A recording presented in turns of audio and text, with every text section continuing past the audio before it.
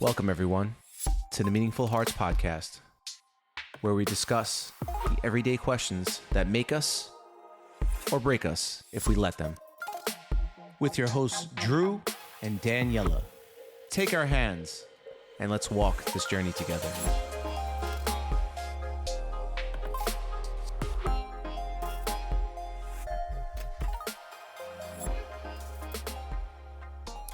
Welcome back, everyone, to another episode of the Meaningful Hearts Podcast with Daniela and Drew. Or Danny and Drew. Dan Drew. Druniella. Druniella. That sounds like you said it in Spanish. Druniella. I hope everyone had an amazing day. And I want to discuss something that's been on my mind, been on Daniela's mind, something we talk about all the time. One in particular thing, it's a phrase, it's a quote, something that I've heard so often from friends or relatives, people around us have said this a lot. And it's this thing that they do where they get mad or they have a conflicting belief about something and they go, well, this is the way I am. Daniela, have you ever heard that before? Yes, I've heard it plenty of times. Now, the person that says that usually, what do you think their belief system is? What do you think they're thinking?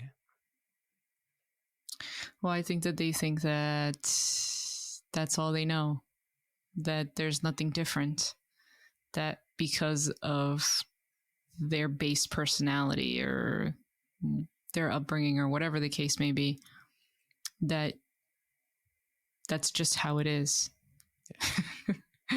Well, for one, I was one of those people.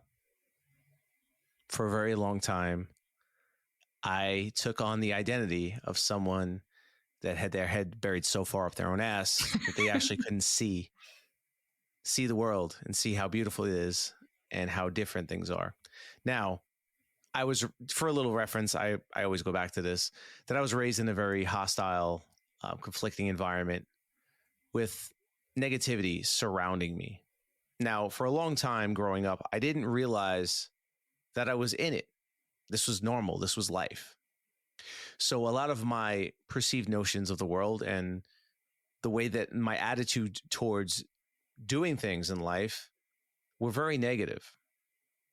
And I couldn't wrap my head around it, like the things that I would say. And it would come up in aspects of school. It would come in aspects of just making my efforts known towards sports. When something was hard or something was difficult, I would kind of give up, or I would just like, you know what? I would have such an anger. Yeah, I would have such an attitude towards it. And it would really fluster me. And when people would say, why are you like that? Why would you say that? Why are you being so negative? What are you talking about? Like, this is just the way I am, right? It's that blanket quote, blanket expression that you say, and you're so self-righteous. You're so self-righteous to believe that what you say, and you say it with conviction, like, well, there is no other way. This is the way I think. And other people are like, no, you don't have to think that way. You can take it with a kinder approach. You could do it this way. And I was just completely dismissive to that.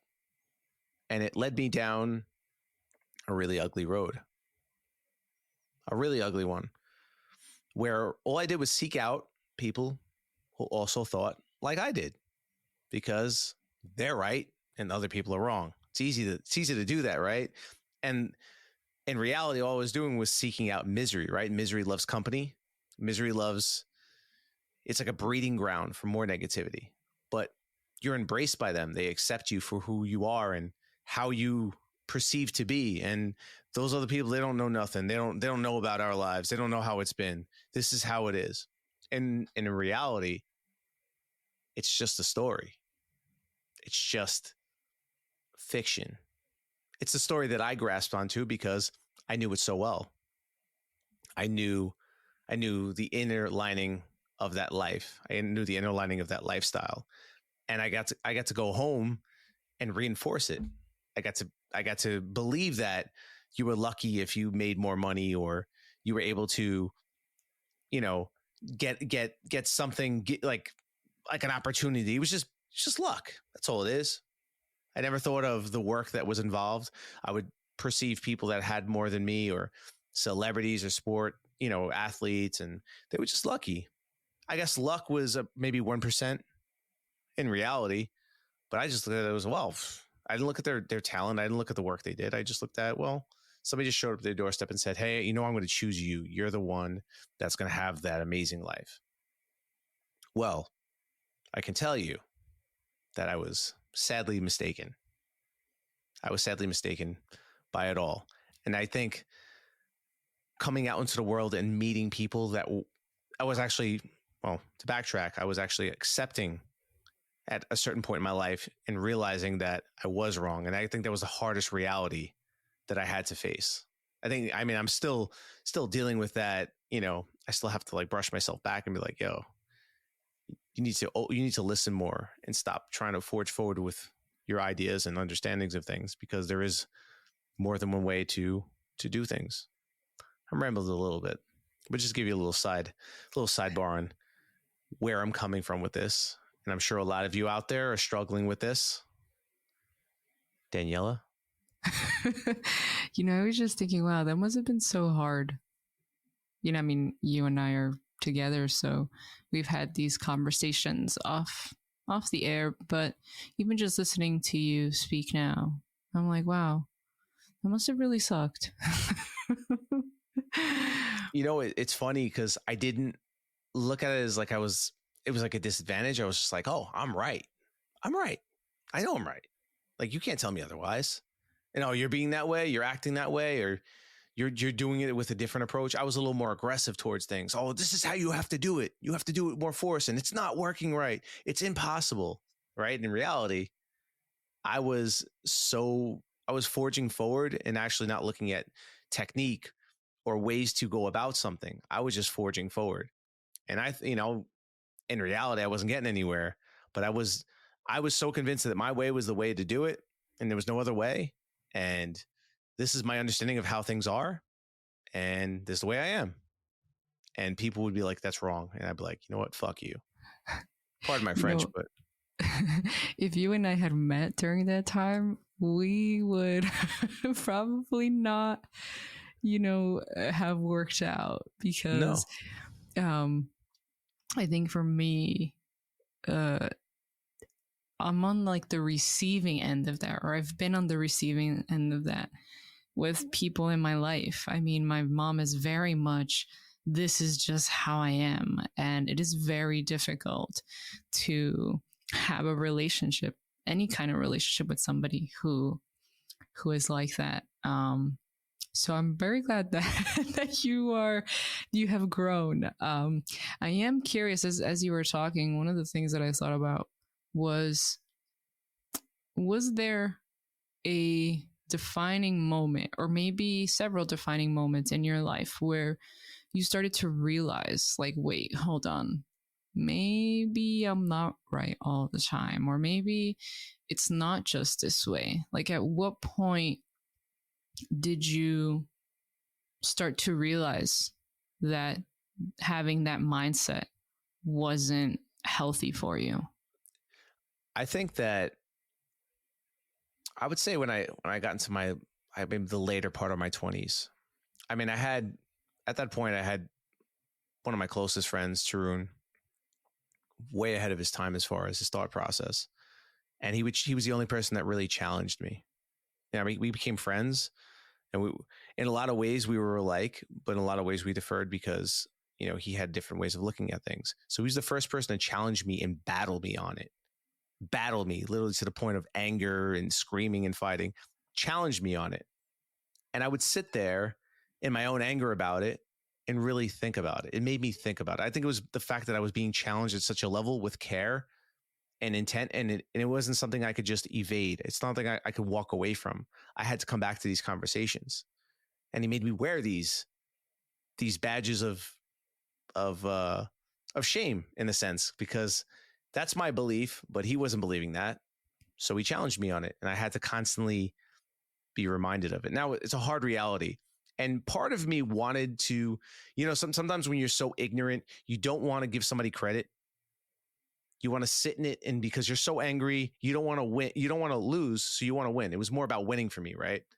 So I sat there and I thought about it, but I wasn't ready to give in.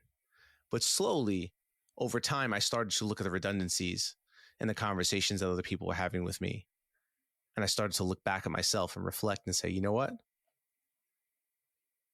I'm either the most right person in the world, the most correct person in the world, and just nobody, it's a conspiracy against me, or I just need to admit it, give in, understand, and change. And that's when I guess the healing started, right? I started to take influence from the outside. I started to look towards influential characters and people that had that same mentality. And I started to create a barrier between my home life and my social circle. And when I did that, a lot of things started to change for me. And I realized I wasn't battling the people on the outside. I was now battling the people in the house. I was battling all those people because their narrative is staying the same and my story is changing. Oh, that's deep. Yeah. Now, and what was that like? Oh, it was fighting, screaming. I battled a lot with my father, the most. My father had the most closed view of the world. He was a lost cause. And there were times where I just finally just hung my hat up and said, forget about it. But there were times where it was just like, I can't, like, I'm not letting you say that. No, that's not happening. And I would have arguments, especially ones where he'd be like, oh, that person's so lucky. Oh yeah, it must be nice. It's like, what are you saying? Like, I had to break it down from like, what are you saying? It's not impossible. It's not. But your belief is because you're not willing to do the work. There's work involved. But when somebody just waves their hand like, yeah, just, yeah, you know everything. Yeah, the internet, this, that, and the third. And well, we live in the age of information, right? You can't live in the age of ignorance no more. Those days are over. Your uncle's brother's cousin could tell you something, and just because they're older than you, that was considered wisdom. Somebody who's older than you, they were wiser than you. So whatever they told you, you need to bow to them because they're older. But in reality, when we look at the age of information where we live in now, a lot of the stuff older people told us was complete nonsense. There was no fact based on it. It was just a story they were told or an experience they might have had, or maybe, and depending on how they had that experience, whether it was a bad experience for them, that's how they were going to portray the story, right? Whether it was a good experience, they would portray the story in that way. And they would hang their hat up in that. So we would look to our elders for information.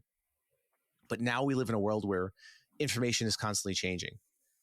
And people that didn't adapt to that, like my dad, it was a battle. It was a war. It was tough. And I realized that I needed to get myself out of that environment because it was eating away at me. When you're constantly fighting for what you believe, and the other and everybody around you is just, it feels like an all-out assault, and you look like the jerk. Like I'm just being the self-righteous person now. Once again, right? Self-righteous person inside the house versus the self-righteous person outside the house battling everyone. But I knew I was on the right track because I read some books. I listened to podcasts and I understood the message because everybody's aligned. People that are successful, right? Tony Robbins says it's the best. Success leaves clues, right? So there are people out there laying the blueprint and they're all aligned. They're on this side doing this and you're here acting small doing that. So who are you going to believe?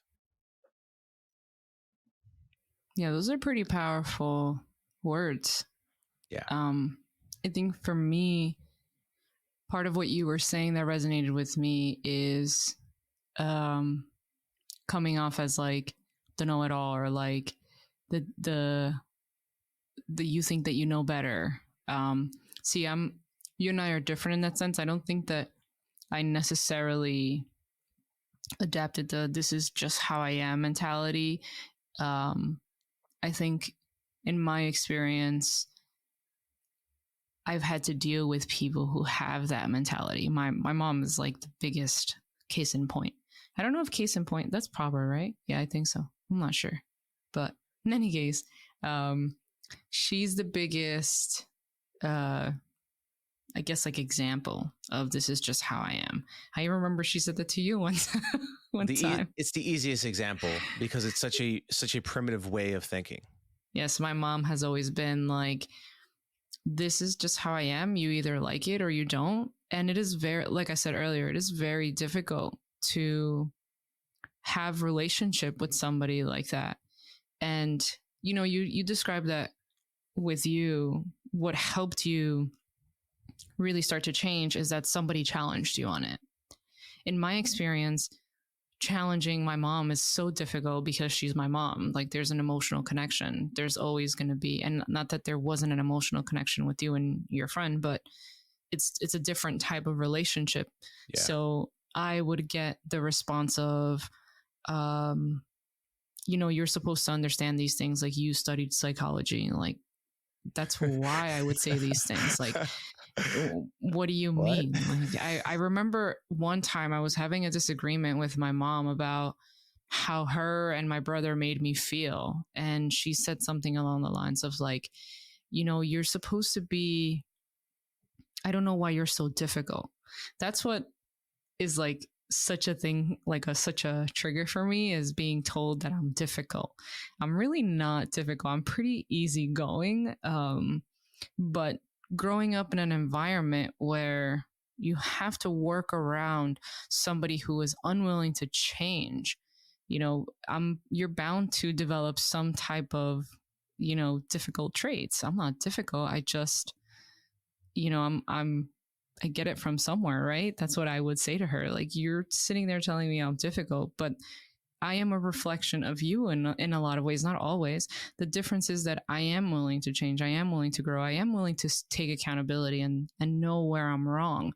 And she doesn't. And I've come across people like that in my life. And I don't know. It's just, I don't know if I'm like a magnet for it, but it's happened with friends too, where I have friends who are just so set in their ways already. And because now I've developed this story of, okay, you can be that way. That's fine. But I am not going to, because that's what I had to learn how to do, right? Living with somebody with that type of mindset. The workaround is, okay, you can have that type of mindset, but understand that with that type of mindset, what you end up doing is pushing me away. So don't be surprised when I don't want to be near you. And that was a boundary for me. And because I am like that, I've had several confrontations with friends of mine where they'll say things like, this is just how I am. And I'm like, okay, like, that's fine. You can be that way. But just because that's how you are doesn't mean that I have to take your shit and let you treat me like that and let you, you know, be that way with me, because I deserve respect too. And that's not fair to me. And it's very difficult conversations. And sometimes it works with some of the friends that I've had. With my mom, not so much, because not only, the thing is, not only does she have that mindset, but I think the people around her, mainly like my aunt, one of my aunts, enabled the behavior. And even myself and my brother, I mean, my brother is 10 years older than I am, and we didn't know any better growing up. Like, we didn't know how to, you know, challenge that behavior, because there are, like, she's our mom. Yeah. It wasn't until we got older where, you know, my brother eventually moved out and now it's just me and her. And my brother is a little bit more like her in that sense. And now here I am. I'm the different one. I'm the black sheep because I challenge it. I definitely just rambled too. No, it's good. It's true. It's true. When you're raised in an environment, I mean, your parents, like when you listen to your parents, they're the first voice in your head, right? When you make decisions, they're the first voice that you hear when you're growing up. So when you do something, it's like they're part of your conscience, and every habit, everything that they do, the way they get angry, the way they're excited, you're part of that tribe.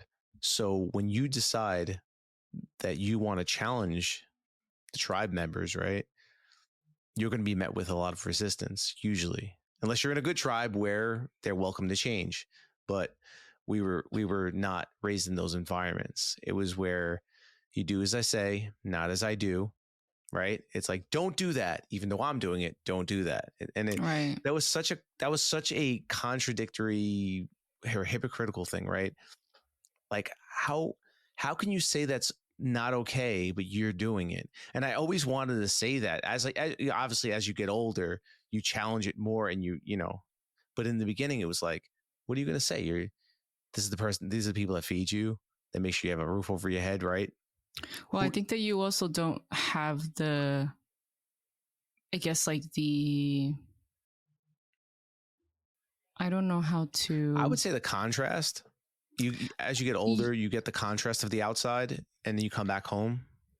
Yeah, I think that's definitely true. But I just think that I also think that growing up, you don't have I guess like the cognitive abilities to recognize, like, hey, that's not okay. It's not until you actually develop your own, I guess, like experiences, or go through your own, not develop experiences, but go through your own experiences and then develop an understanding. There may be experience, kind of like you said, right? You then go and find people who match your mindset. And then you were fortunate enough to come across somebody who said, wait, no, hold on. I think for my friends and like the people in my life, I've been that person to challenge, at least in my later years, because what happened to me is, because I grew up in that environment of this is just how I am, I learned to be the submissive person, or just like, all right, I just got to accept it for what it is and deal with it. I think that's honestly part of the reason why I found myself in the abusive relationships that I found myself in, because that's all I knew. I used to think that a big part of the reason why I ended up in abusive relationships was because I lacked a father figure. I lacked my father in my life. And I think that that's very true. But as I've done the reflective work, I realize, some of the partners that I've had in the past, they shared some of the same beliefs that my mom did. And that sounds twisted, I think, but it was a difficult realization for me. And it wasn't until I learned how to love myself more and say, hey, like something's not right here. Something's not clicking up. Like this can't be it. Like, this is just how I am. Like, I don't want to accept that that's just how you are. Now, I also think that there are things about the way that we are that are good. I think it's important to also include that, because there's things about me that I am the way that I am, and that's me, right? And I'm not going to change for anybody, because I love that about myself. But it's when you have this mentality of this is just how I am, that ends up pushing people away, or you end up in situations that you end up hurt. That's when the this is just how I am mindset is not good for you. If somebody's really funny, right? And they're like, this is just how I am. All right, well, that's great, because being funny works out in your favor. Yeah. You make people laugh, you develop good bonds, you bring value to people's lives. But if somebody's like, this is just how I am, like, I'm just this reactive, like, I just snap whenever, and you have to take me and love me as I am, or leave me or don't love me at all, like, that's when it's like, wait, hold on, like, no, like, that's where you have to do the self-reflective work. And it is very difficult. I mean, you said it yourself. It was one of the most difficult realizations. But I thought it was important to include that, because there are parts of our personality that really do benefit us. And that's how we are in some ways. But it's the ones that are not good that we need to reflect on. Yeah, I think that never deviate from your authentic self, healthy, authentic self, right? We're not saying deviate from that, because we all have base layers that make us great people, that make us unique, right? But it's the behaviors that are not organic, that we've adopted from poor training. We've been trained, and we need to retrain, because you're not serving anyone. We are to serve. We are to be of service to each other in a loving way. And when you're no longer able to serve or be of service, and all you are is a disruptive figure that causes turmoil and hurts others, well, you're going to be alone, and nobody's going to really like you unless you find other people that are also in that same boat, and you're going to create more toxicity and more hostility and more problems for yourself. And eventually you might raise children to be the same way, and you're just going to replicate that. And I come from a long list of family members and grandparents or whatever that were in this, that literally created that. a lot of issues. So it doesn't go away with you. If you have children, your children in that environment, they're going to pick up parts of it. Either they might become submissive, like Danny was telling everyone, or they might be more hostile. There are things that move around in the mind, and some of it's part of survival, right? How am I going to survive this? How am I going to make it in this household? How am I going to make it in this environment? You automatically adjust. Yeah. I was scared of my father. I was very fearful of him. So I was very submissive to my father, until a certain point where I gained the strength to be more, resistant to him and put up with it and stood up to him. But I was still very scared because my father wasn't the type of person you just have a conversation with and that's it. He just punch you in your face. And he beat you like you were his worst enemy. There was no stopping there. So I had to tread carefully because this is not an understanding person. This is a person that is going to get their point across, whether they can say it in a few words or they can use their hands. So that was big for me. That was traumatic for me. So I had to be very cautious. Any slight disagreement can cause a fight, an eruption, because he couldn't express himself. And I realized at a certain point that I needed to chill because I was intimidating him by my abilities, my knowledge, the way that I can express myself verbally instead of physically. So when I did all that, I knew, I knew I was getting somewhere in my life too. That also showed me proof positive that I am in the right direction. I am moving in the right direction. And sometimes, I would get some wins, sometimes we'd agree on some things. And that was awesome. I get some sort of nod there. The other thing that I wanted to talk about was when I was in my first serious relationship, I was still in my early 20s and I was still working out the kinks of my hostility issues and my belief system.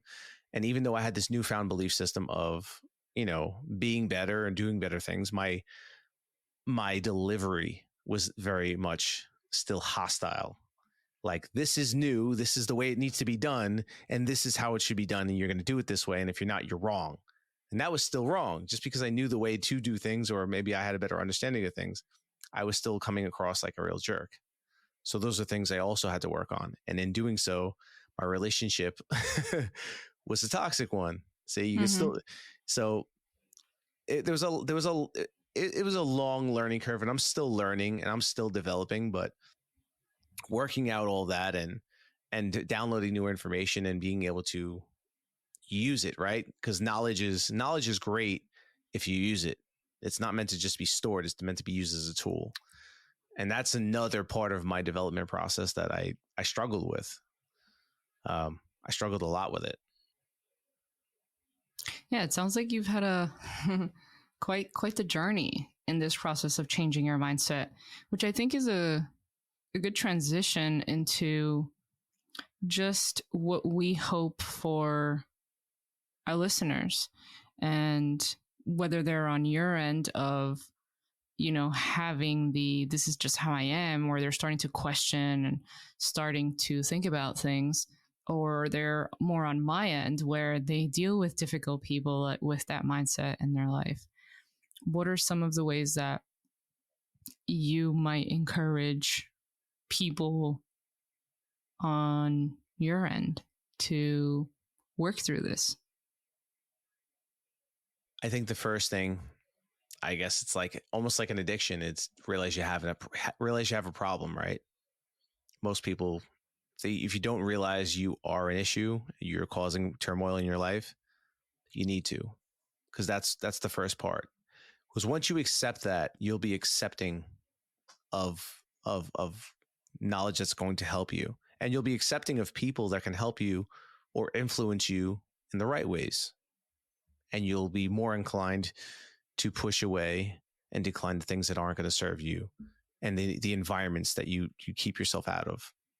I think that's one of the first things. It's like the gateway into the next step is that is the big one. It's a good one. Yeah, I think it sounds like it's a self-reflective work. And I also think that the same could be said for somebody in my position. It's important to ask yourself, are there people in my life that have this mentality? Am I one of these people? If I'm not, okay, how have I been able to develop this mindset of not being or not having this is just how I am? If I have people in my life that are like that, I think the questions then become, what are my boundaries? I think that boundaries is something I've talked about before. I love boundaries. I really do. I didn't grow up having boundaries. I mean, even setting boundaries now as an adult with my mom is difficult, but they are a work in progress. So for somebody who's listening and is wondering, how can I set these boundaries with somebody who has that mentality? Maybe, just maybe, that boundary might be cutting that person out of your life. And it is very difficult, but part of it is also, how does it affect you keeping somebody around like that? And don't get me wrong, it's a lot easier said than done, and there's things that you can talk about before getting to that point, but it's important to consider that as a possibility. Asking yourself that question of what are my boundaries? What does that look like? How can I explore these boundaries with the people around me who are difficult? Yeah, I think you need to speak up for yourself and say, hey, this is what I deserve. This is what I require. And hold firm with that. There are people that will try to cross over your boundaries and tell you what you need, tell you what you need in your life. Those aren't good people. Those people are not there to help you. They're there to hurt you. But they might be good people, just not have the right ways of delivering. Yeah, but it also comes down to choice, right? If somebody's telling you, if you're telling somebody, hey, listen, you're crossing the boundary here. I'm just telling you, this is how I want to operate with things, and they're just not hearing it. Yeah, they need to figure that on their own, right? We're all in this world to figure out our lives, and maybe they'll be in your life later on when they say they have an aha moment themselves, right? Willing to accept, right? I was pushing forth, thinking that I was right, and encroaching on people's boundaries and encroaching on people's beliefs, and I wasn't a great person to be around at that point. Well, those certain people aren't in my life because I pushed them out or I was too much for them.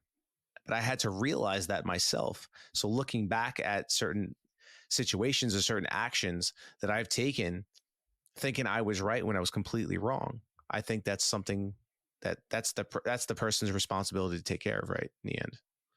Yeah. So in sum, yes, to summarize it all, doing the self-reflective work is the most important part of it all. Be willing to answer difficult questions.